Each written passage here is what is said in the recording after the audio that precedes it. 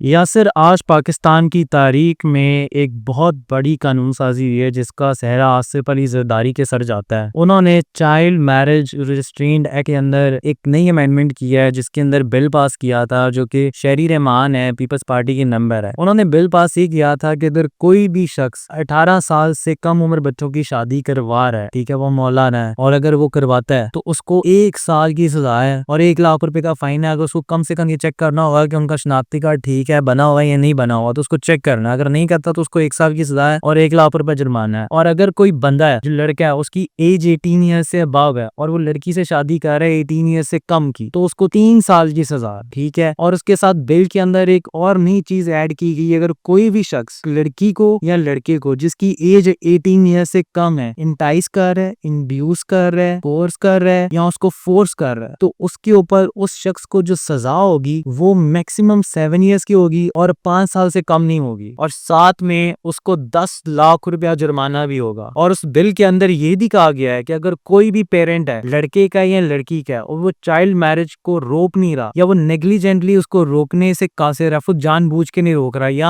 आमादा कर रहा है बच्चों को कि वो शादी हो जाए, तो उसको कैदे बामुशक्कत है, और वो 3 साल की कैद बामुशक्कत होगी और साथ में जुर्माना भी होगा, और कम से कम 2 साल की तो सजा होगी ही होगी। तो इसलिए आज के बाद पाकिस्तान में कोई भी शख्स 18 साल से कम उम्र बच्चों की शादी करवाने की कोशिश करता है तो उसको सजाएं होंगी, क्योंकि कानून साजी हो चुकी है, कानून बन गया है। आसिफ अली जरदारी साहब ने उसके ऊपर सिग्नेचर कर दिए हैं। तो 18 ईयर से कम लोग अब शादी नहीं कर सकते। इससे पाकिस्तान के अंदर जो यूथ है, जो टीन एज के अंदर लड़कियां प्रेग्नेंट हो रही थी, वो भी नहीं होंगी, और इसके अंदर एजुकेशन और बाकी चीजें बहुत आम होंगी। तो इसलिए लिहाजा कोई भी शख्स अब ये काम करेगा तो याद रखे उसको सजा होगी।